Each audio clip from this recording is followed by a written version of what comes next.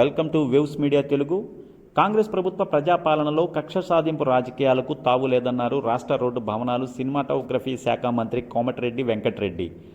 గత ప్రభుత్వం చేసిన అవినీతి అక్రమాల మీద విచారణల పర్వం కొనసాగుతుందని, ఆ రిపోర్టుల ఆధారంగానే చర్యలు ఉంటాయని ఆయన అన్నారు. కాళేశ్వరం ప్రాజెక్టు, ఫార్ములా, ఈ కార్ రేసు వంటి వాటిపై విచారణ సంస్థలే చర్యలు తీసుకుంటాయని, చట్టానికి ఎవరు అతీతులు కారని మంత్రి కోమటిరెడ్డి వెంకటరెడ్డి స్పష్టం చేశారు.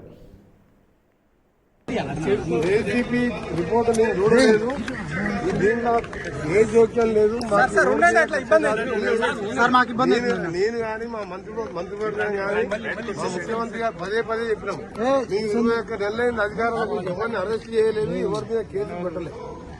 చట్ట ప్రకారమే అన్ని జరుగుతాయి.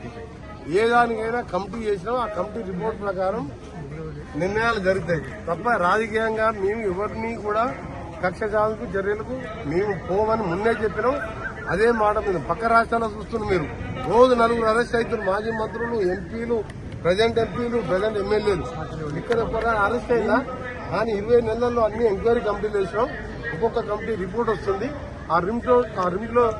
ఆ రిపోర్ట్ లో దోషులు తేలిన వారికి తప్పకుండా 45 కోట్ల రూపాయలు ఎలక్ట్రానిక్ బాండ్ రూపంలో వచ్చినట్టు నువ్వు చూసినట్టే నేను టీవీలో చూసినా. ఆ రిపోర్ట్ అయితే నేను చదవలేదు.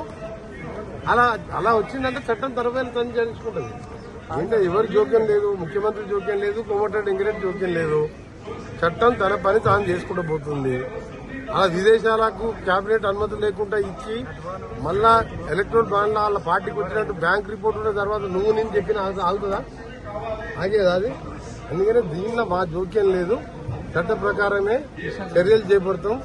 ఎంతటి వారైనా సరే కాళేశ్వరంలో కానీ, ఈ కార్ రేసింగ్ లో కానీ, ధరణిలో కానీ ఎట్టి పరిస్థితుల్లో కూడా దోసుకున్న సొమ్మంతా కక్కేయాలి. మళ్ళీ దోసుకున్న సొమ్మంతా కూడా రికవరీ చేసి మళ్ళా పేదల కార్యక్రమాలు చేయాలన్నదే మా లక్ష్యం.